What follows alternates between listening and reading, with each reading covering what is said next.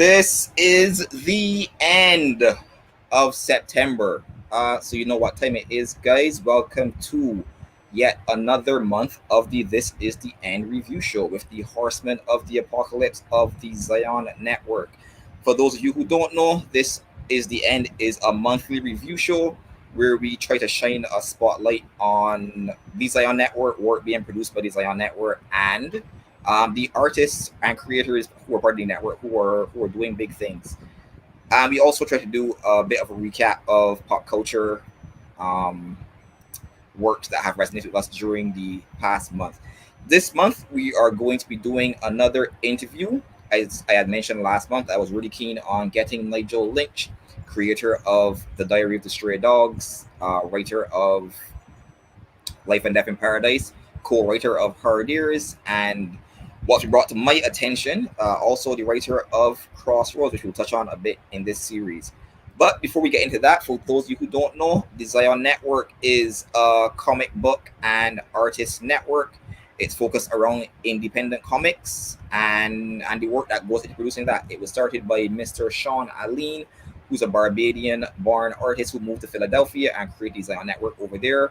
But after coming back to Barbados and reconnecting with his Barbadian roots, he started the local chapter, the Zion Network 246, and that's headed up by the one and only Guinan award-winning Julian Mosley, the de facto leader of the Horsemen.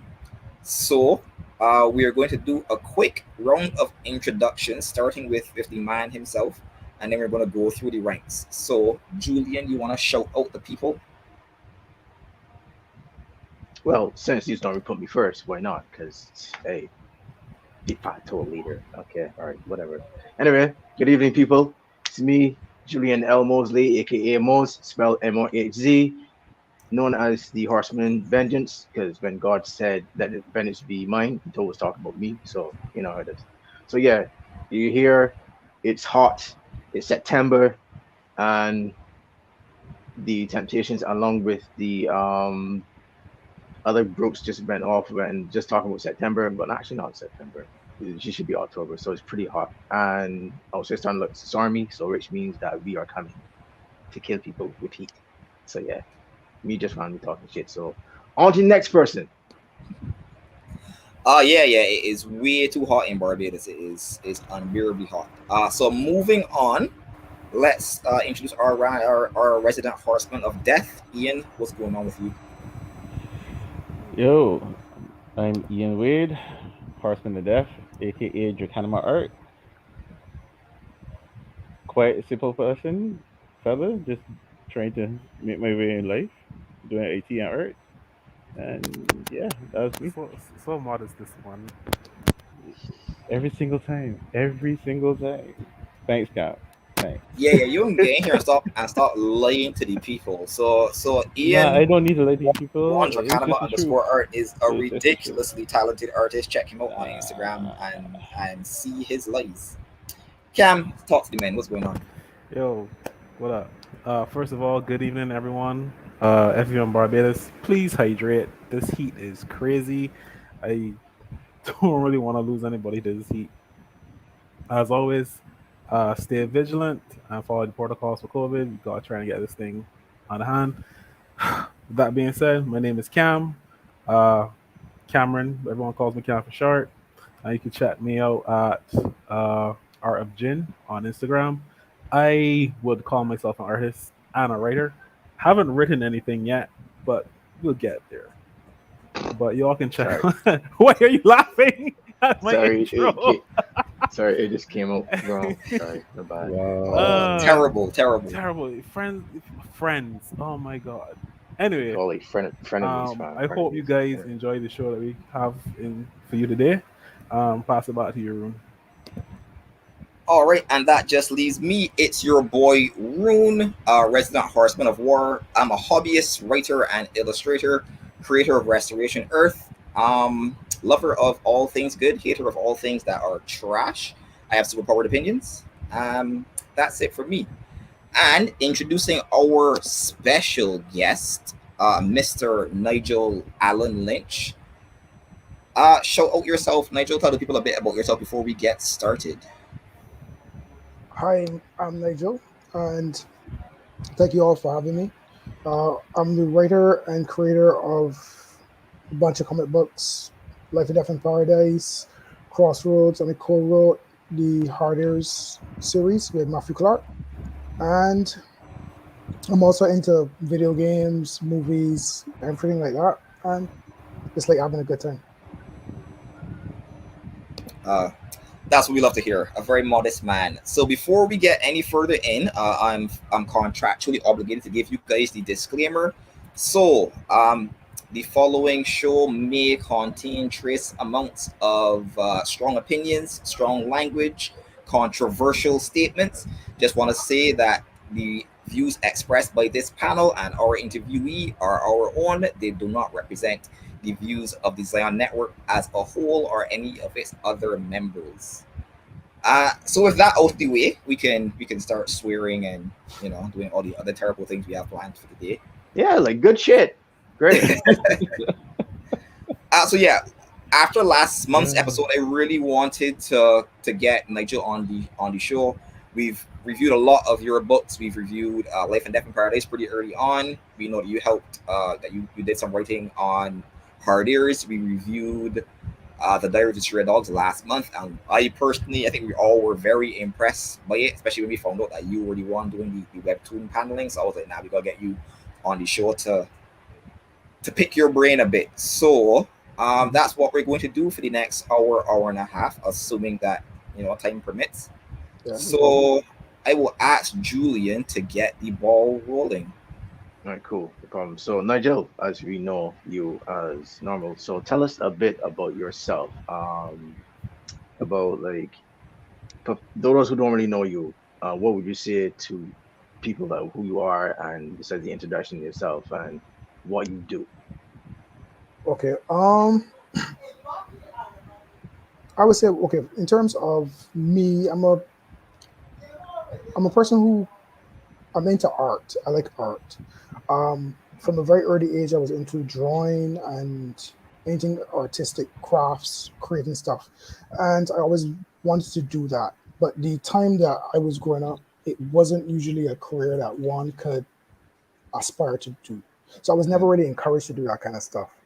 And so I went through school. I actually did pretty good in art. Got my grade one in art. So sometimes when my wife hears you all saying that I'm not an artist, she kind of gets a bit pissed. But I do have a, I do have extensive art background, and I also work in architecture, which is also art. So I love art.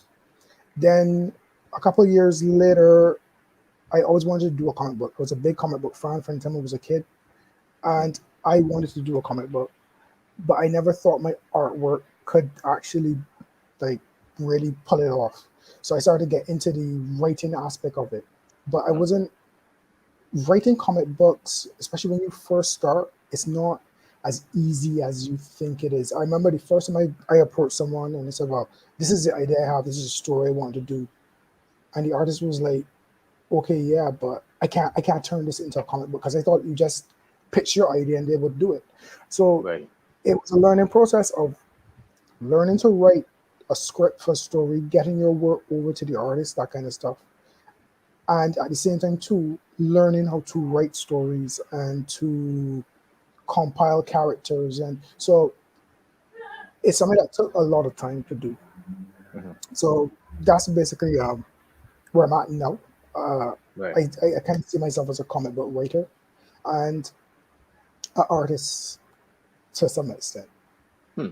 And I mentioned last month's interview with the book we were done. I did mention that some part of you could be a director because what Yeah. you've took from the panels from done that's done by brilliantly by Tristan, and you did that for the format for the webtoons was actually amazing. And I said, you know what, this he could be a director because it takes a keen eye to actually look at this sequential art because sequential art is most as we know are it's part of a movie. It's kind of like a movie in still movie anyway. Yeah. So Yeah. for Yeah. you to have that vision, right, and not seen well for us at the time, not seen as to be an artist, you could take something like that and then turn it into something a sequential that makes sense for a format that is pretty much not conventional for Yeah. comics. For you to do something like that is pretty amazing, and then it blew the whole entire panel when Yeah. it was announced that point. So that Yeah. to me, That's something. Yeah. That's something that I always look at comic book script writing is a bit of directing, because if you look at it, which is closest counterpart, which would be like a Mhm. movie or something, you as the writer, you're picking the angles, you're picking the shots, you're picking the lengths of, you're directing the story. You're not right, only just telling it, you're directing it. Um, the artist that you have also plays a major part, because you can't have it where everything is just your vision. You have to let the artist breathe a bit so that he can then pour some of his own essence into the story also. But okay, you are the director. As you said, yes, the closest thing, you are the director. It's almost like when I think of how do people direct animated movies, but they have the director. So it's the same thing with a comic book. The writer sometimes okay. can be like the director. Um, the projects that you made done so far, um, you could just highlight a bit of those to who may not know of them. Okay, so the first thing I did would have been, I first started by working with Matthew, just kind of helping out. He would Right. kind of show me stuff he was doing. I would kind of give my input because I was trying to get a book done, and I was writing the first chapter of Life and Death in Paradise, and I wrote out the whole entire story. It was more Mhm. like a short story. Then I had to take those pieces, cut them up, cut them into scripts. But in the meantime, Matthew was working on a book called Maths Ontologies. So he would kind of bounce ideas If you off remember. off of me. So you see my name in some of the panels where in some of these stories, I didn't kind of write them, but it's just like I kind of added stuff to them. Hmm. And that was how I kind of got my foot into the door. So Life and Death in Paradise was the first thing I did with Matthew from beginning to end. And I was still cutting my teeth on the whole comic book uh, story writing and how to do it. And we find out a lot of indie people, when they do a story, which I was also fell into that problem, we kind of Hmm. start too big. Ah, And okay. we start too big, and sometimes we start too slow. And too. So one of the things that I actually did, which was kind of good for the Life and Death, was you will notice that Life and Death starts with an action scene Right. where Yes. that is to drag you into the story to get you invested. Because I could have taken the same story and just put the action at the end, but I wanted to hook you within the first couple pages Couple of pages. what is this? This is action. Wow, this is tight. Then you will sit through the minutia of the talking heads for the rest of the book because Right. I've got you invested. So Correct. I learned a lot of formulas for my storytelling in Life and Death in Paradise. So you will see things, for good or bad. I did things like you will see that the books are tended to divide into pieces where each character kind of gets a little bit to tell their story. So it's a Hmm. little bit of the cop story, a little bit of Dwayne's story, a little bit of Randy's story. And that formula kind of flows through all the books, a little bit of Eugene's story. And they all kind of go piece with a certain amount of pages kind of thing. Yes, yes, Cam. I We know your just boy want to Eugene. say, right, like Eugene is the most useless piece of like Of shit. human Yes. filth. You know my Right? boy Eugene, my Yeah. boy No, Fat no. Man. We know this Eugene's Listen, boy. You fat fat boy. We know this. Eugene This is, is The man's a fuck this is boy, B. common listen, within our That's within. I think that's the worst part We know about it, is this that he because is like an the Horsemen actual call Eugene the successful fat fuck boy. boy. the interesting thing Yes. about what I love Without even about us, trying. what I love about that series was, as I said, is like I kind of cut my teeth on Life and Death, for good or bad. And if I didn't make it, I wouldn't have learned a lot of things that I've improved on now. So if I could go back in time and change stuff, Right. I would have made it shorter. I would have cut out one of the storylines and just had the book wrap up in 5 books or 4 books. for rather good than measure and for yeah. and I just asking this question quickly. For good measure, and which storyline would it be if I y'all want cut to it? know. I would have kept the police, Mhm. Dwayne, and Randy's Mhm. story. I think those were Eugene's story and the guy, the football guy, his story, because his story actually Yeah. comes to an end like probably in the 6 book his story. What I learned to do like wrap up his storyline wraps up in the part 6. F6 was ever made. His story wraps up in Okay. part 6 because he has seen his arc. He's learned his lesson. He gets out. Um, Okay. some people don't learn a lesson, and some people who you think some bad people actually survive and live and stuff. So I have it. I know how it ends. I was joking to people that you could call me and I could just tell you how it ends. And But I I was gonna just ask you the question like, I can tell you will how you ever do it? everything. Will you ever Uh, do like a 6 or continue on with technically, the story? it finishes in it's 3 more books Mhm. for it to end, which would be it wraps up in the last 2, and then the last book will be like a what's Epilogue. a epilogue, yeah, kind of like an Mhm. epilogue. You kind of see where all the characters fall and who falls where and who falls what. But um, that book taught me about creating characters. There's a few things that even like Eugene is a good character because everybody hates Eugene. So he was too It's true. good. It's true. He was I too admit it. he, I he admit. was I admit. he was I too am. good. Yes, yes. And then there was a part where it's like a fishing line and you throw it out and you're like, good. But then it's like when I tried to reel it back in, I was like, nah, he's too far gone. He's too far gone. He's too far gone. So there was like almost like I always tell people who was close to me, it's like, so I always go and I say, so you think he's redeemed? And they'd be like, no, he's not redeemed. I'm like, You but he know, After tried. it's everything like the man He do, tried. after He everything the tried. man do, you can Suffering from never bring it back. success. Yeah, I was like, yeah, he yeah. tried, but is I is made him like too much Nigel of a the despicable mad character. scientist. I was like, what have I done? Yeah. So I've done my job too well. and Too well. he's one of the more tragic characters in our story. Oh God. His story ends tragically. Uh, his Good. girlfriend's story ends tragically. Uh, Unfortunate. Unfortunate. Randy's story ends tragically. Randy's actually my favorite Wow. character. Randy Well, is So my favorite Randy's is character. topically Randy everyone's favorite character. Randy was created by accident. So Really? Really? yes, Randy was created by Nice. accident. Interesting. So Happy Randy was accident. created because, and as I said, direct, Life and Death in Paradise Mhm. taught me so much because it wasn't only just created by me.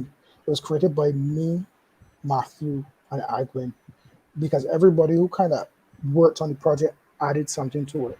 So Right. when me and Matthew sat down, Matthew had a vision in terms of like I knew when I went to Matthew with getting the Barbados aesthetic, he would have gotten down pat. No I one drove else through could the get it done. I drove through No the one else. farm. I said drive that back. This is way back in the day. I used to drive through the farm. I would drive through Mhm. Bridgetown with my phone on my steering wheel, and I would just take pictures of like houses and streets. I just scoured the internet, the towers. I just took pictures of all over, and we just put them in. I would try to make sure it. When you look at the book, you could see that it's set in Barbados, even if I don't ever Right. mention the word Barbados. So Randy was created because the crew the crew was just a crew that was gonna get butchered in the shootout. So then we was like, let me have this person thing get the hand, the finger, shoot off or whatever. It was like, yeah, that sounds cool because we was always into hyper violence, and I always wanted the book to be as violent as possible. I was a bit angry at that time, This guy. so the You know I'm here for so that. I'm always here for that. right. He's So here for then that. what happened was Mafia came up with the character, but because we wanted more like there's a part people talk about diversity, but another part of diversity in terms of art and where we were good and bad. I'll tell you Mhm. about the bad, but the good is like the crew was looking too samey, so we had to create more characters that somebody who stood out for anything. So hence Randy was created. So Randy was created, and he was like, "Yeah, let me do this girl," and she kind of got this kind of boyish look, blah blah blah. I was like, "Cool."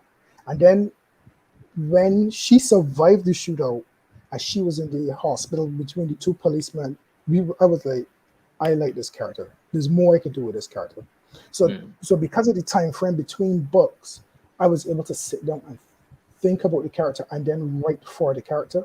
So Randy was a character that wasn't originally in the story, but I fell in love with her, so I kind of wrote for her. So technically, she's the smartest character in the entire story. If you ever realized, Yeah, we can see that. she's the smartest character in the story. We can see it. Yeah, Uh, definitely. She's the smartest character in the story. She's the truest character in the story. She knows who she is. She knows what she's doing. She knows what she's about, and she doesn't hide any. She's not trying to say, "Well, I'm doing this because." Nah, it's like we sell drugs, and this is a shit life kind of thing. So she was another character. Dwayne is another character that I created. I like Dwayne. Dwayne was who the book was basically centered around. And the mistake we kind of made was the policeman, the character design in the beginning, they were too close. And by the Yeah. time we tried to separate them, the separation is there, but it's very subtle. And it's So not hear it's me not out. clear enough. Yeah. Hear me out.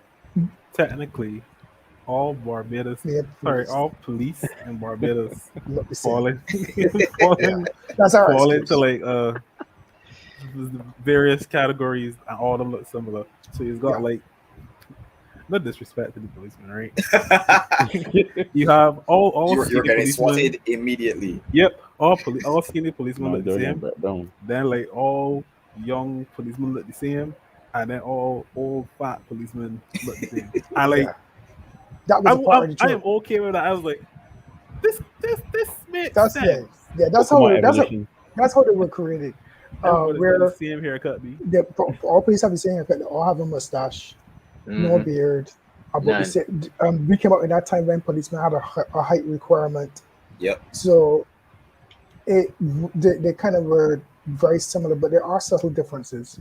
Very, very subtle. One policeman always, so we did things like one policeman always has a cigarette. Always. Yep. Mm. Every time. One policeman wears t-shirts, one wears button downs. And that's how Agwen kind of then, he's the person who kind of went more into separating the two. He kind of Right. changed them up, give them slightly different body types. Keith is a Right. little bit more chubbier, older. Jason is a lot more fitter. But And he's the person who kind of separated the two characters there, Okay.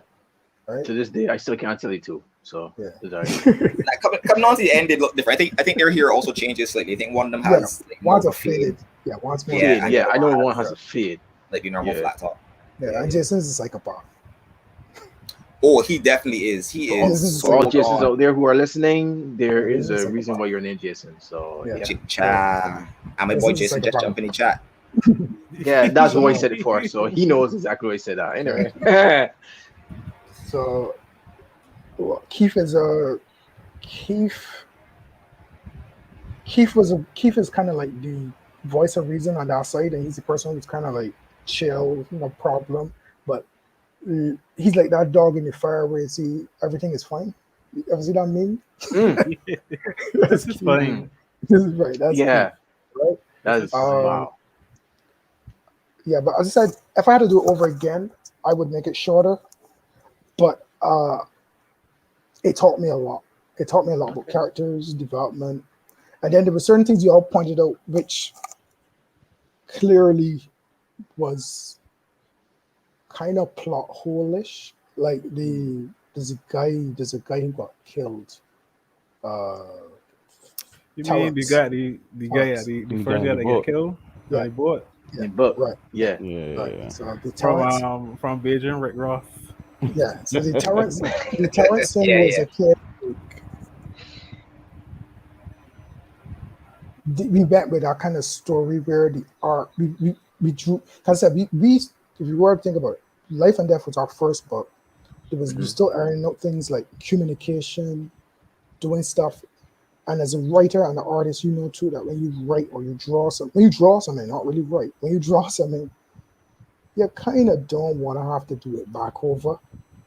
So Terrence, Boy. hence hence you see Terrence comes out of nowhere, and you're like, who the hell is Terrence? Because Terrence was supposed to be a different character, and then it was a case of, okay, how do I kind of write this to kind of smooth this kind of stuff out? So that is, so I said, it taught me a lot. So I know how to fix stuff. I know how to try to fix stuff. Things like that. You know what I mean? But that is Cool. Yeah, that's understandable. But I mean, for a first pass, it was a very good book. Like I tell people, Life and Death isn't my type of story. Like I'm not really into the guns and gangs gritty thing, but now I enjoy the Because hell you out of that. yellow. Because you yellow. Why you call me your like this? problem. Why be personal You- attacks? First you calling you- Jason a you- sociopath.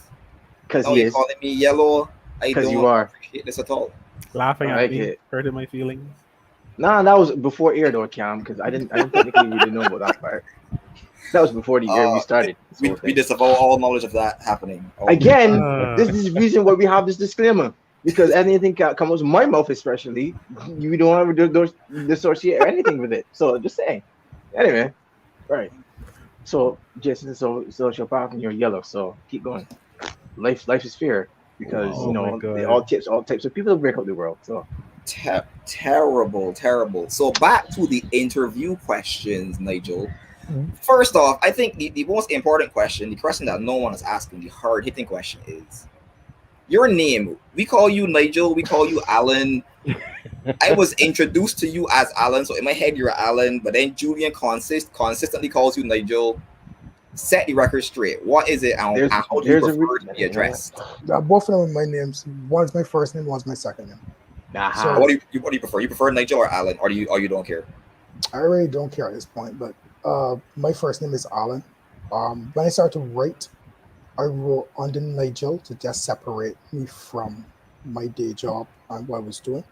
And because I wasn't really looking for any recognition or anything, I just kind of just said, well, let's put Nigel.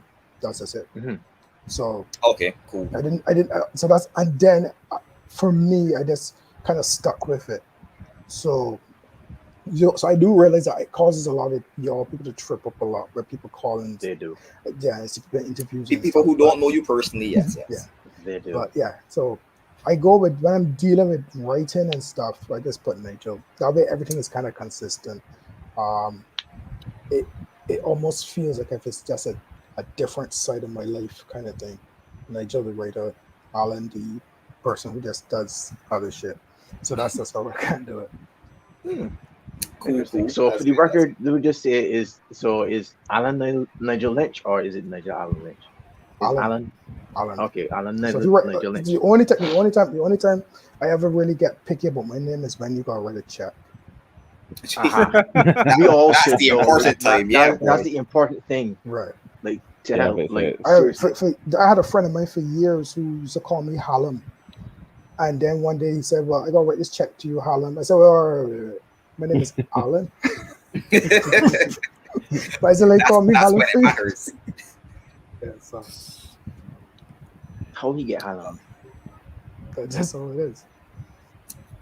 Some people Anyway. just call your name wrong.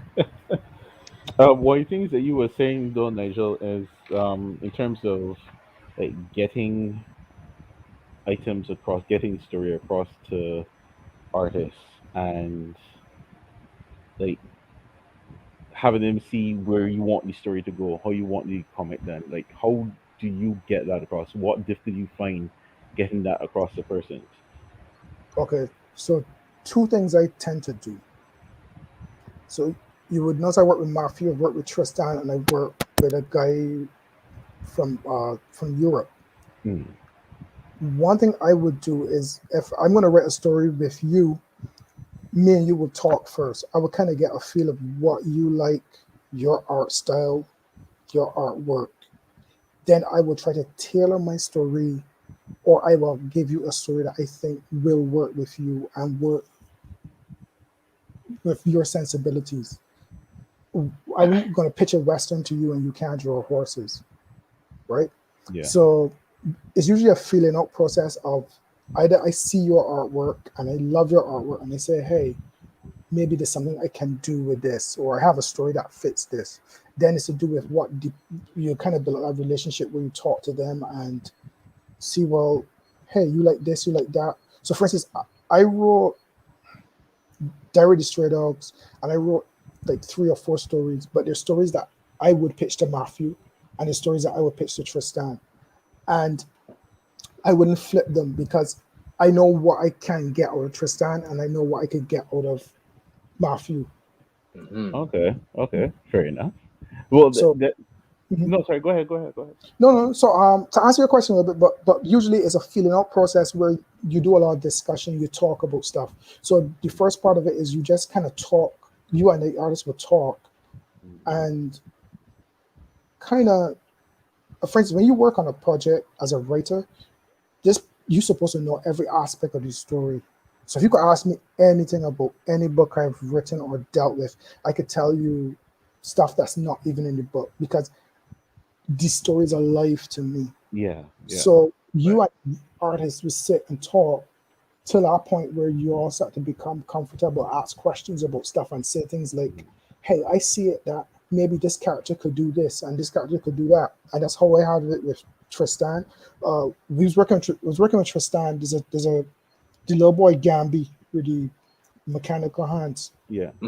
And Tristan kind of helped develop Gambi because I came up with the idea, hey, child soldier, blah blah blah, maybe lost hand, and he was like, so there's a shot where he has on a big jacket, like a little army jacket is too big for him, and Tristan said, because we kind of realized that this character idolizes Doug, but at the same time he kind of despises him because he's trying to approval from him. And one of the things that we kind of did was show that although he has this tension, like there's this tension between the two, he still wears his jacket. That jacket is clearly not his jacket. That belongs to Douglas. That's Douglas's jacket. So I didn't come up with that. That's something that Tristan came up with. Okay. So those are things like that. A lot of stuff Matthew came up with, a lot of subtleties with life and death. So once you and the artist start to click, and you let them, they come up with ideas and say certain things, you say, well, yeah. So I'm this kind of guy, right? That I'm not the hard and fast writer that says she has to have 6 children. You come and tell me, well, that actually, like everything you've been saying so far, really kind of leads into the question. That question I kind of had, or something else I was thinking about in terms of, okay, so you sit down, you talk to the person, talk to the artist about the story, and say this is what I think would be more suited to your style, etc. But then, because you have several stories, you're pitching something towards that artist to have them give feedback as well. Your story isn't completely set, or there's some fluidity to it, basically, that you can alter certain things based off. You go in with certain things that are set, right? Mm-hmm. So I create a world Bible, story Bible, and I create things that are set. But there's a certain, not necessarily fluid, but you as a person have to be willing to bend when you either hear better ideas or somebody points out a flaw. Because if somebody says, well, hey, does it make sense if X and X and X and X? Because I created it and I'm in love with it, I can't hold on to it. I got to be able to say, well, okay, that makes sense. And on the other hand, when the artist says, hey, maybe this should happen, I may say, well, look, the reason why that's not going to happen is because I have this reason, because this, and this happened. So therefore, that's why. So if you have good reasoning behind keeping certain things, keeping certain ideas, once it makes sense, you can, as I said, it's a process that both people have to kind of, I like feedback. And I'm not one of these people who will seek feedback just to knock it down. Because some people are like that. They say, well, tell me what you think. And then so I think it has in too much orange. He said, but I love orange. Fuck you. I'm not that guy. What if you ask for it? Like, I'm not that guy. I'm not that guy. I know people like that. So yeah. I'm not that guy. because really what those people are doing is just basically looking for praise. Yeah. Again, we work with Tristan on the Ruby Pixel. I pitched Ruby Pixel. He was like, okay, cool, but we got kind of make certain things special, and he went with some of the aesthetic, and he did certain things to make it stand out. With Matthew, me and Matthew got a lot of back and forth with the chapter that he did, and we fought over a lot of stuff. Sometimes I would say, well, sometimes I would say, well, I could see that happening. I That's could see funny. two y'all having a lot of discussions about how something should Might be art within the turn world out. itself. You yeah, see, yeah. and then that in itself too is kind of like another question: how hard is it to kind of come to an agreement with an artist on what you're doing, what you're working on? Then having that sense of you valuing their input as well too, Mm. much like Like any like any Tristan good versus like any good relationship, two things. Yeah, you know what to bring to somebody, one, and then two, secretly somebody's know who's the boss. So somebody I like how this is going. put down. I like no, I like it. I like it. Foot has been put Matthew down. is so, just so no, Wow. seriously. right So sometimes like, technically somebody's the boss, Yeah, and I've worked on I've worked on projects both ways, right? So when Yeah. I work on hard ears, I pitched things to Matthew and I made suggestions. But at the end, out of respect, if he wants something, I would just kind of let him know the reasoning why I think this is this. And he would then tell me, well, you know, I want more pirates. And I'm like, all right, no problem. And we just work on it. So somebody, because when it's all kind of good ideas, it's not a problem. I think the problem would occur if they're bad ideas. And I've worked with some people Ah, who there you go. have some bad ideas, and that's where it's difficult because you are now working against something that is your core belief. So then that's when it's a little more difficult. But as I said, when it's between like Tristan and it's like, you know, I think this guy should have a sword, and he says, no, I think this guy should have a this. And then you sit down in the back of your head and you say, well, it does not matter. Let him have his sword. Right. You know what I mean? But then there's other Absolutely times. fair. But then there's other times that he will concessions. say, "Oh shoot, you need to redraw this because, yeah, this is not supposed to be this way." And then you Right. give your reason and say blah blah blah. Sometimes you get the happy surprise. So for instance, some characters I will design some characters, and then some characters I'll just leave up to the artists. So when I see them, it will be the first time I see them, and they will not be necessarily how I picture them, but they're good characters. Arden in Ruby Pixel, the handler for Ruby, the nerd guy Arden. I did that's totally Tristan. I didn't design that. I just kind of said, yeah, I just want an Asian guy with glasses, blah blah blah blah blah. And he kind of came up with the character that who he would be, and he fits, and it's okay. A lot of characters I do with Matthew. Sometimes when I use references, with references, it's a lot easier. And if you had something in your mind, you will give the reference to the artist and say, well, look, I want this person to look like this character or look like this person, kind of thing. Such and such. Right. Yeah. Cool. That seems Yeah, that makes that's sense. one of the questions. So one of the questions that Yeah. I had, and you've already answered that, is I found it very weird that you were so good at doing the paneling in Diary of Stray Dogs without being an artist, but clearly you are an artist. So tell us a bit more about your actual artistic background. You still do any? Not only do anything, as I said, a lot of my artwork, all my artistic eye comes into play in my day job. Being an artist and a writer for a comic book is a bit of a blessing and a curse.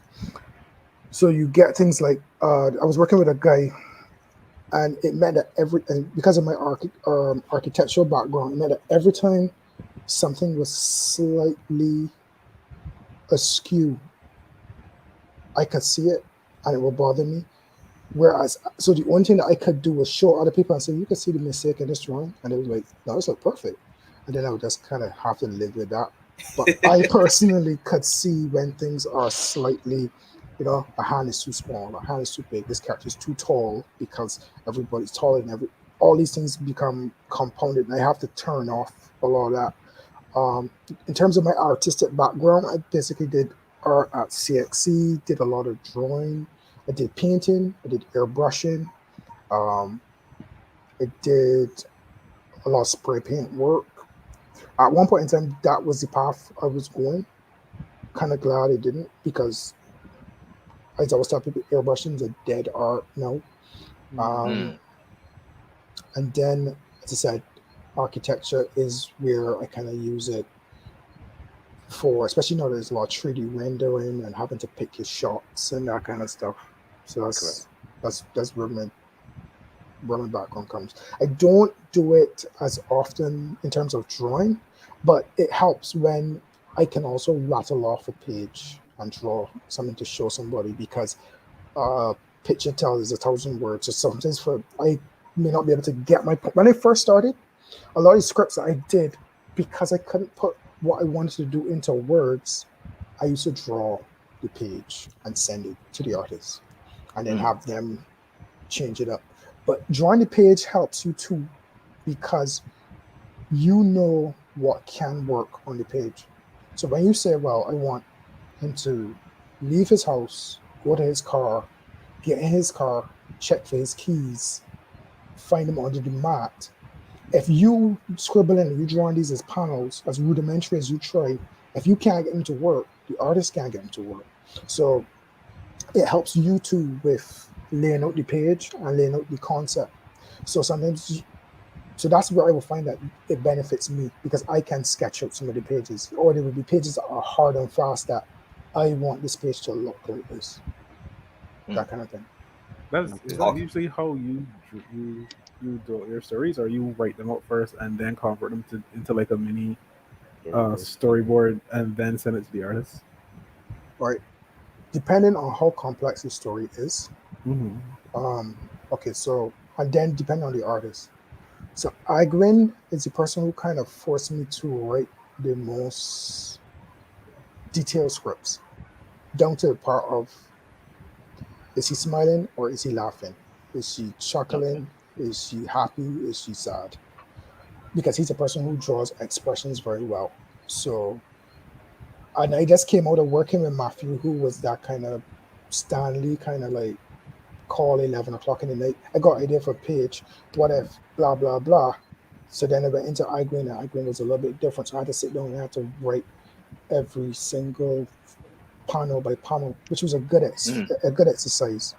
So in terms of the story, what I do is I create a story first. So let's say I had a picture, do a new story. I will come up with a story and write it as a short story, not like prose, but more like points. Think of it like the simplest form of how you'd write a story. A guy meets a girl at a supermarket. The girl is being chased by two ninjas, blah, blah, blah. So I won't, not get into that part. Then I'm finished, I'll write the dialogue for it and put the dialogue, I just splice it back in or put it separate.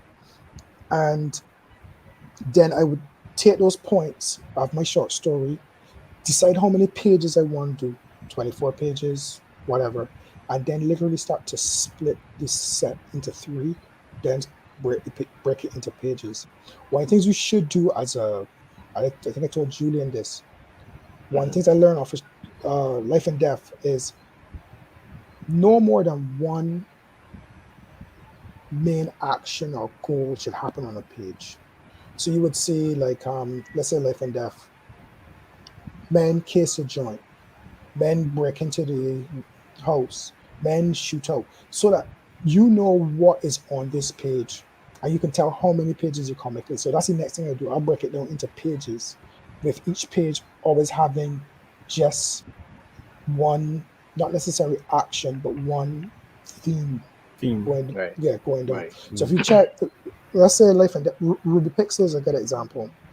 So Ruby Pixel, she gears up in sex suit thing, jumps into the virtual world, and you realize that she's with the clients. Every page you can kind of you can look at any comic I've done and describe the page as one action. It's never like a mix of things like the shootout and then buying a pizza. You know Do what I you mean? do you find that like this? So do you know how you have the pages themed out then, Mhm. and how you thought with how you would write it out, and then you would do the storyboard, and then theme each page so that you know how much um how much pages the comic is, and the theme on each page. How much do you think that helps? Like for people like me who know starting and stuff, how much do you think something like that helps with pacing of the It helps. story? It helps a lot with pacing because you can then find out where the lulls are. Mm. Because you could then look at them and say, so when you finish do all that, you could then look at your book and see, okay, this is beginning, this is middle, this is end.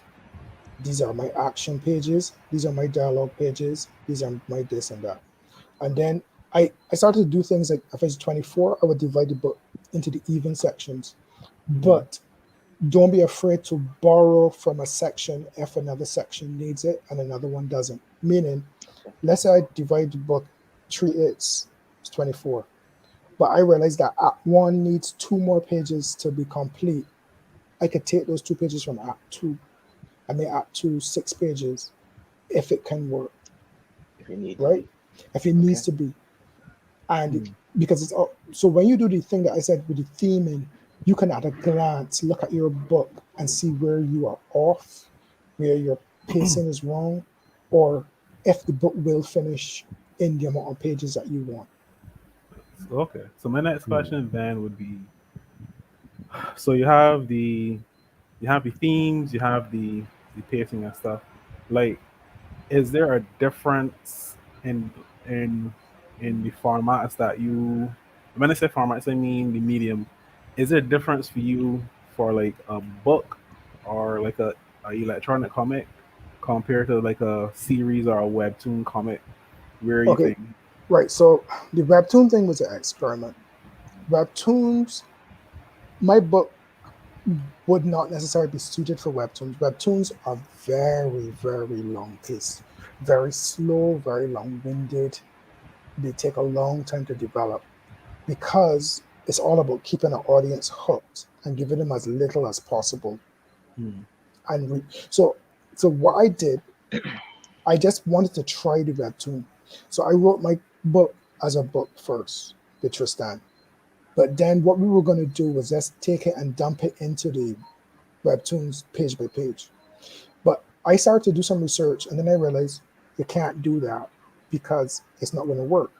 So I said, well, you'd have to then turn around and cut each panel into the panels. But then there's certain things to do with the page and the scroll. So you see that I kind of put a little bit of space between the panels so that as you scroll through, you get that kind of feel almost like it almost feels like a bit animated in a way because you're scrolling and the story's going forward and you get to put more dialogue in. There's a lot of little tricks I did. I repeated panels. I put panels out of order.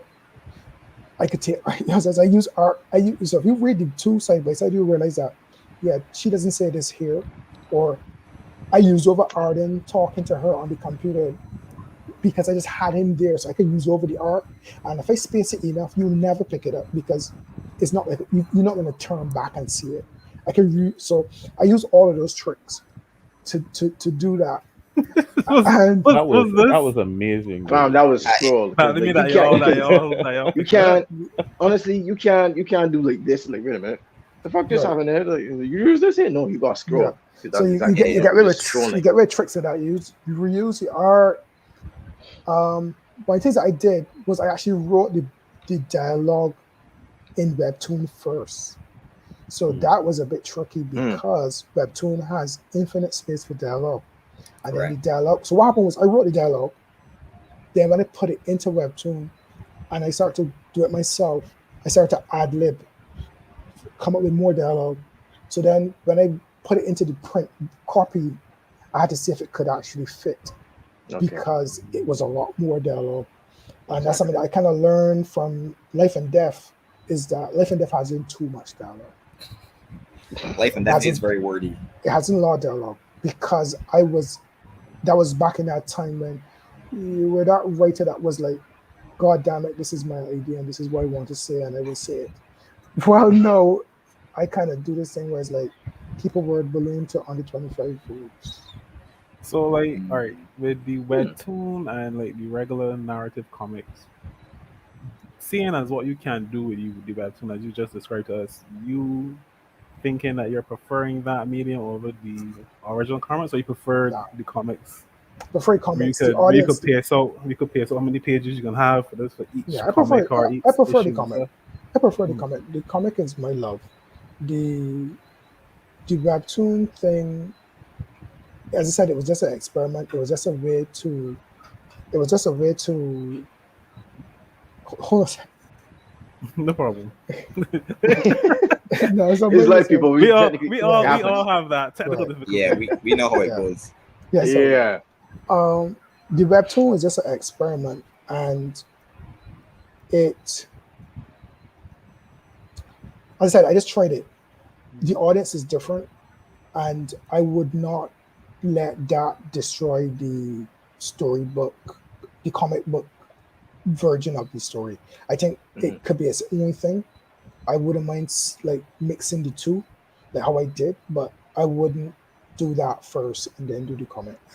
My love is the comic books. I love Okay. that medium.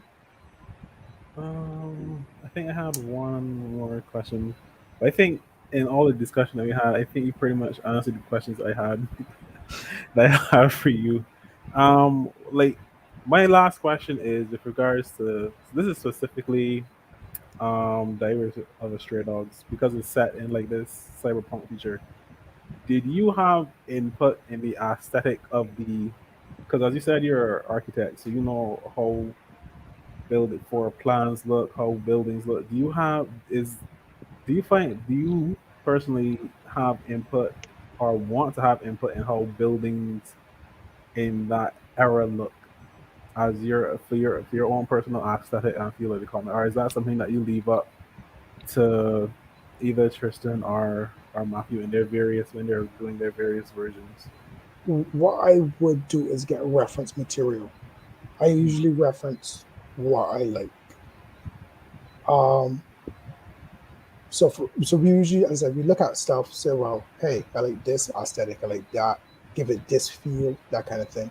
When I was working for the guy from Europe, from Spain, I liked his work, so I just knew that when he did it, it would just look good. So I Mhm. kind of liked his work, so I let him create the city. I didn't actually have any input into the city because he was doing such a good job because I actually seeked him out for what he did. Um, Sometimes I want to get involved with minutia like that. And I call it minutia because some of these things can consume you and you get taken over by it. And then at the end, the average reader doesn't realize it or doesn't see it. When I first started with Life and Death in Paradise, me and Matthew did the scheme houses and the people Hmm. running into the houses and stuff. Mhm. Hmm. Because I could just whenever I watch TV, it always bothers me too is when because I could see the layouts of buildings, I could tell when that's weird. How did he go through here? There's no door there, and so we used to always call it all the things in the scheme houses the impossible house because they may come into the back door, they run straight up the stairs, right? It's like that's not how that would be, but the average person can't tell. You beg And no. right, Right. so so when I started when I get into some of that, sometimes getting into that stuff, I find it's just a bit in minutia. But what you should do is try to do things to do with continuity.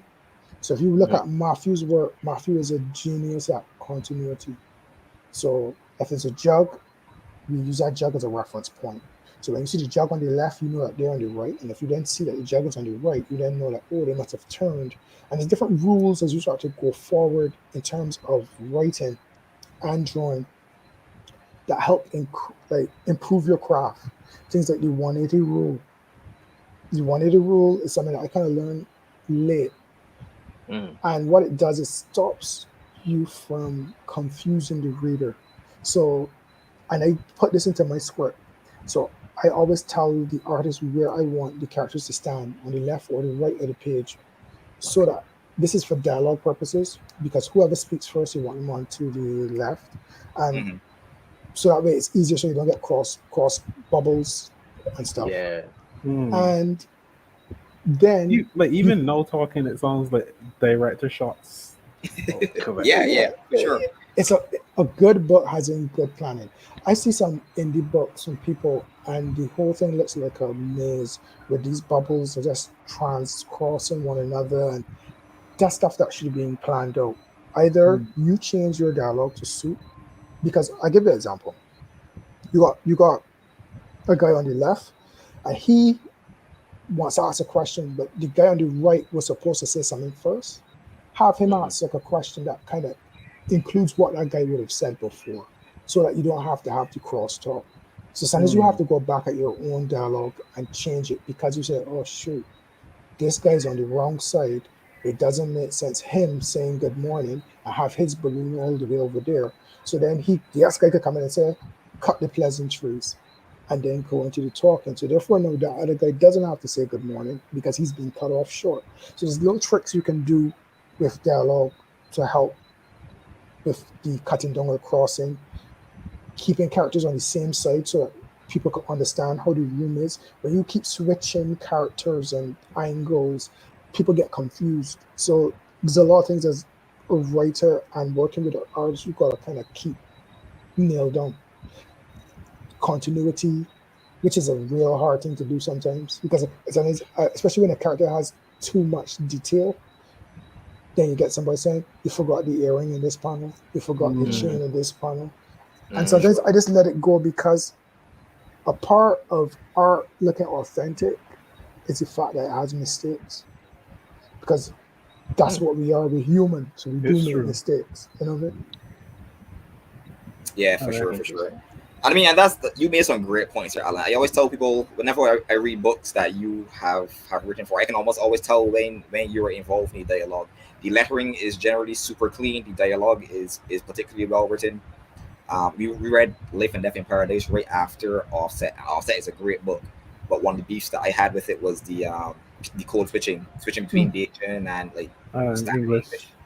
Right. And we were like, that's really hard to do. But then when you did it in Life and Death, it was very on point. It is a hard thing to do, and it's something that I kind of struggled with. Something I struggled with at first a lot, especially when I did Life and Death, because I wanted it to be as authentic as possible.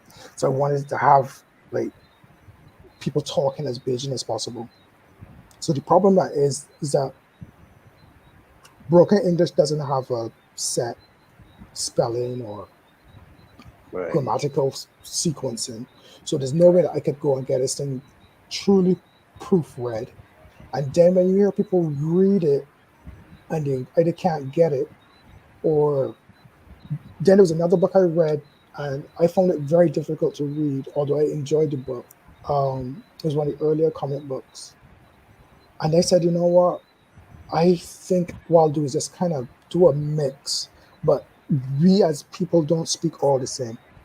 Have people try to speak as natural as possible. They don't need to speak as like Queen's English, but have different people speak different, and have it that you as a reader can add your own inflections to it, which will make it sound, so you can read it how you want, but let it be clear.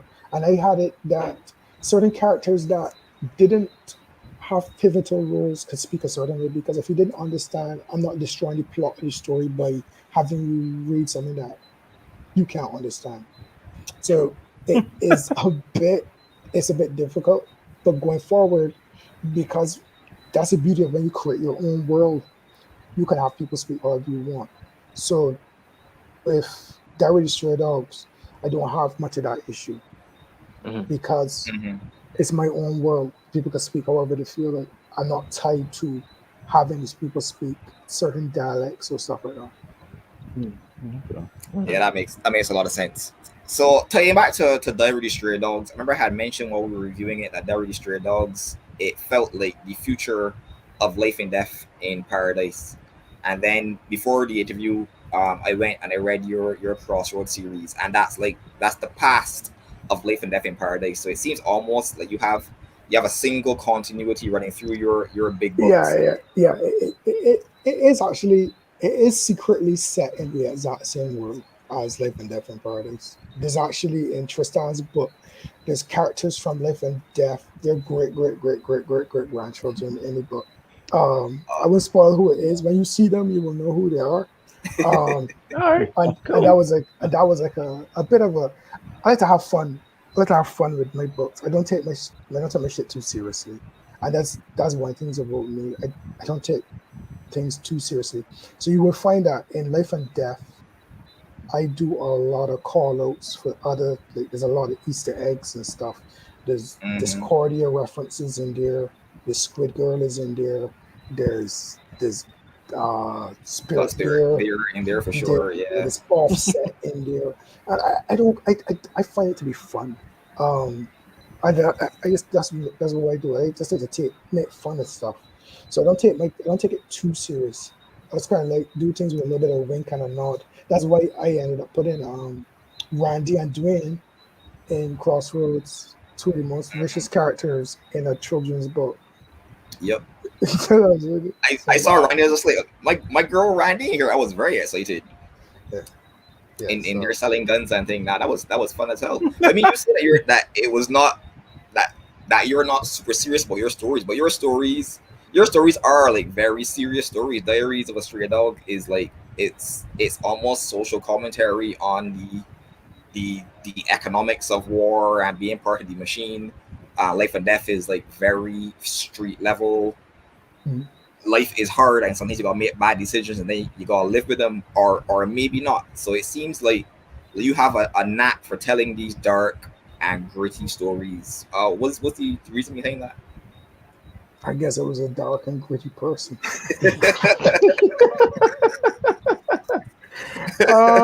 When I wrote Life and Death, what was in me at the time had come onto the page. It was a lot darker. Um, but and even now, a lot of stuff that I do is a lot more toned down because two things: society has changed. Hmm. You can't put a lot of shit in certain books like you could. Hmm. Let me see, like Life and Death. You got a girl. One of the main characters is a prostitute with a drug addiction, and blah blah blah. And she's not Yep. painted in any way as like a hooker with a heart of gold bullshit. She's just a person struggling. And if I had to sit down and try to do that, everybody would be like, "How you can't do that? You can't do that." So things are different. So I kind of Mhm. tried to keep to my main essence of what I want to create, but at the same time, you're kind of trying to hold back a bit. Mhm. When we did Crossroads was a really good experience because it taught me to do a book in 24 pages. So you see in Mhm. Crossroads 1, I kind of struggled with it because the book ends abruptly. It does end a little abruptly. Yeah. It ends abruptly because we were used to having this unwieldy, like, I have enough pages, I could do anything forever. But we had 24 pages, so the book had to finish in 24 pages. So the book Mhm. ends abruptly. But two, the pacing is on point. The Yeah. pacing is on point to a point. I was able to tell two stories in 24 pages, and the two stories overlap. These develop characters, have you maybe feel emotion for one, the girl that was abused, Yeah. have her story resolved without it being some kind of really over the top, ridiculous way, and then have another character realize that violence may not be the answer to every single thing. And then the third Mhm. book, again, keeping with our formula. So those books, but the third book, we got a lot of slack for.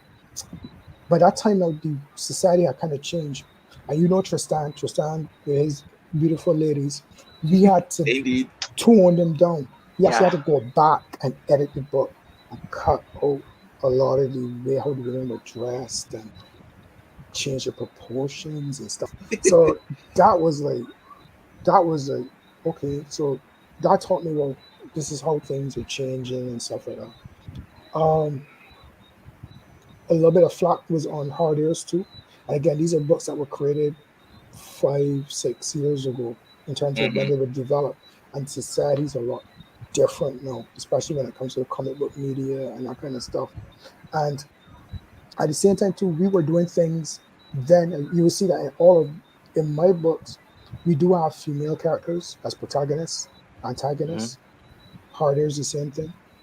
Yeah. Um, so I don't have a problem with having all types of characters.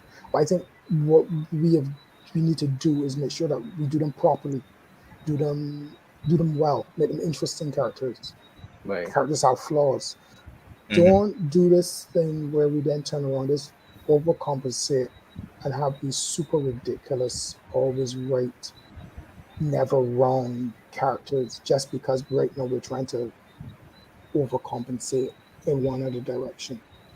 Right? Um so I was saying that with the Crossroad series was a learning experience in terms of that, teaching me Mm-hmm. that comic books are changing and what you have to do, and to hone my craft into writing shorter stories, and that was very important. Yeah, man. I think those are some pretty good lessons learned. I find it interesting that you said that like the way society is changing is affecting your books. Like when you mention it, I can kind of see it, but if you just look at it from the outset, you seem to have like the the main character from issue one of Crossroads. He's like a basketball star, but he goes into to selling drugs and he buys a gun. You got our guy Dwayne from Life and Death in Paradise. Man is like career criminal deported from the US, come back and just doing bad man things in BIM. You got Doug from the Diary of the Stray Dog, and my guy is like a mercenary.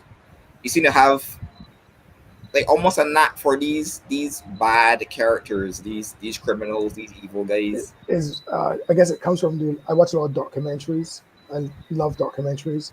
I love real world dramas and stuff, and I guess it comes out into the pages of the stuff. I was Mm. always fascinated by mercenaries, and I always wanted to do a mercenary like story. So the Diary of Stray Dogs is a little bit of all the different things that I love: action, science fiction, video games. You know, when you were young, you would watch or you would read or you play a game, like say Metal Gear. Metal Gear Oh is something yeah, that I love Metal Gear, but the story I can't follow the story because it's just all over the place. it's all over the place. Yeah, So yeah. you always kind of say is, what would I do if I had my hands on Solid Snake? What kind of Right. stories would I tell? What would I Mm. do if I had my hands on certain things? So when you get to create, this is your time to do these things instead of just sitting and bitching and saying, I don't like how the last Star Wars movie was. You get to do your own shit. You know what I mean? Um, and because you can't rely on the studios and the different people to create what you want and have the stories end how you want, because they're doing something for a great fan base and they have certain things that they have to say and certain things they have to do. They have to sell toys, they have to sell merch, they have to, so if you want to do something, you want to see something, you do it. So I try to put a lot of things that I love or I find interesting into the pages that I do. I tell a story about that kind of stuff because Mm. I kind of see it as not everybody's a the theme of Life and Death in Paradise was nobody is completely good, nobody's completely bad. And people who are bad can do good things, and people who are good can do bad things. And that was the theme of the entire story. So the police were doing bad things, and there you have like a Dwayne is actually one of the nicer guys in the story. So I try to kind of just do interesting stories with dark themes and dark places.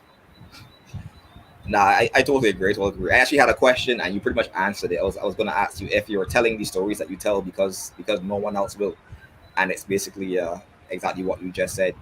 Exactly. Um, so Jason had a question in the chat. He was asking what's the most difficult scene you've ever had to write and why. Does anything stand out to you in that vein? Difficult in terms of how difficult. I would assume from a technical perspective, in terms of conveying a message that you thought was difficult to convey. Or maybe a From character that you had to write that you had to like maybe a little bit complex, maybe. the most difficult thing you ever get from me is when you've written a story, you've plotted it out, you started production, and then you realize there's a plot hole, and Mm. you've drawn some of the story already, and then you sit down and say, how do I fix this? How do I fix this? Um, I never said that in terms of fixing stuff. I would say I become kind of a bit of a master of fixing stuff. Hmm. Crossroads kind of taught me that. We was writing and we was thinking, it was like, yeah, we need to end this. How are we gonna end this? And I was like, all right, let's have this happen, and then we Uh-huh. call. If you notice, the guy just gets put in the ambulance, and the guy and his mother just talks and says, "Well, I don't know what happens to so and so." It's kind of like we just kind of wrap it up. So It kind of has like an 80s cartoon ending. the most difficult thing I've ever had to write is usually fixing plot Okay. holes, because you have two options: redraw, change dialogue, or add pages. Mm. So that's it. Yeah, I'd have to look. And then when you structure a book and you put double page spreads and page turns, you can't add one page. You have to add two Oh yeah, pages. yeah, yeah. So that's the issue. Or you have to juggle pages. No, Jason was confirming that it was the technical aspect. Yeah, the most technical thing is fixing stuff. When you turn around and realize that you did all this work, and then Tristan calls and say, "Yeah, B, you got a double page spread and it's split between two pages." And I'll be like, "What? Yeah. How you see that? I didn't see that." Say, "Yeah," and then we got to add another page. Or you look through the book and then you realize that all the page turns are on the wrong page because somehow something you forgot or so. So you have those times that you're off, just that one off day or something. But in terms of character, story, content, I have no problem with anything. Um, the most it is sometimes pitching that idea to the artist, and I've Mm. kind of gotten to that knack of who to go to. So, for instance, Life and Death, there were certain things Matthew would not do in terms of the way how he would depict violence. But when I talked to my boy Igwin says, sure. So, Hold my beer, I got you. I right. got you, So, fam. It's all so you good. see, Igwin's books are a little bit more violent. Igwin has the kicking and the knee bending back, the arm. Hmm. Yeah, so I bought that different things. violence too. Yeah, so Yeah. different artists have different things that they will do. Certain things I will work with Tristan. I know he got Tristan. Ladies, don't pop. We You know, we mind if know. you show a little bit more We of this? No problem. we know we know. We know this. We know Right? this. But well, yeah, another artist would be a little bit more reserved. I say, well, maybe you should do this, and yeah, okay, sure. So you kind of you fight your battles, and that's it. That's fair. That's fair. I guess that makes sense. So with regards to the storytelling, and I guess in terms of also choosing artists, you think you would ever consider doing something a bit more traditional in terms of like a superhero story, capes and tights, the obviously your own spin on it, but would you be interested in telling a more I wouldn't be one specific story? opposed to it. I wouldn't be opposed to it if somebody would pay me to do it, but I am Hmm. not. The reason why I'm not enthused or in in no great hurry to do a superhero story is there are like three types of superhero stories, Hmm. and there's all of them have been done well.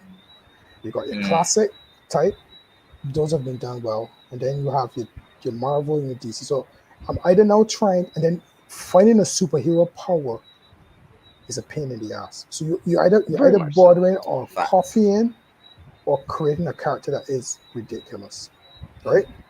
Um, a man who gets his power from soap or something, and then so therefore you're faced with, and then the other one now is the realistic or Yo, the just following on from what you said. I just imagine that the man was an ex-con be, and I am dying. I am so dying. the Oh, the other thing is to do something Or like you fucking can name me studs or some shit. it's to do a comic book satire, which has already been done well, like the Mhm. boys and stuff. So however you look at it, when it comes to superheroes, it's an uphill battle. So Mhm. it's nothing that I personally would do without someone saying, "Here's some money, do it for me." But I wouldn't, and then the heroes now is how do you want to write it? Do you want the hero to be a hero like Superman and Spider-Man, or do you want the hero to be an anti-hero like Punisher or Daredevil? Daredevil. You know what I Yeah. mean? So Yeah. they've all been done, and they've all been done well. So it's like throwing a stone into a river or a pond. You're not really. It's really hard to break out to break out doing a superhero story. You so that's why I'm not really rushing to it. And then the other thing then to do is to do the derivative of Captain America, where he'd be Captain Trinidad, Captain Barbados, Captain Jamaica. It has been done. So it's not a very easy genre to break into. So that's why I wouldn't really rush at it. Nah, that totally makes sense, and I get that. Fair enough. So if you had to like give advice to somebody trying to get into the comic book game, would that be part of your advice? What would you tell them? In terms of do whatever you feel that you want to do whatever you love. I wouldn't tell you not to do a superhero story. If you got a great idea, for who am I to tell you that your superhero story is not great? I just talking about me personally. But do something that you love. Do make sure you have your story kind of thought out. Know your story in and out. As I said, there's nothing like talking to a creator and they're coming to you and they're saying, "Oh, it's a really good story about this girl and she got magical powers and blah blah blah." And then they say, "Okay, cool. So she has family?" I don't know. You know what I mean? You should go at everything. I mean, there's so much things that I have about anything that I get involved in that will never ever make it to the page Mhm. because these are you ever heard of the iceberg, the story iceberg? Yeah. Right. It's like a story iceberg. You only see a little bit of cap at the top, but the iceberg is so deep and so Much bigger big underneath. underneath. Right. And some of those things, and that is a bit of a curse and a blessing because you do find when writers want to show you as much of the iceberg, and that's where you get things like a lot of text dumps and trying to fill you in with a lot of minutia because they created this, and by God damn it, you will hear it, you will read it. You know what I mean? That is me. Oh, I honestly do not know how you are so good at storytelling. Look, man, I write as well, and it's hard thinking that there's literally a whole world going on at any given time, and even if you're writing a novel and it's 400 pages or whatever, you got a camera, and you can only ever show a scene basically, and then you're missing out on all the rest of the world. That's rough. How do you deal with that? What you do, you put it in subtly, and if you ever get a chance to tell people things or people bring it up or they see it, you feel smart and you get to talk about it. I'll give you an example. In Life and That's Death, all right.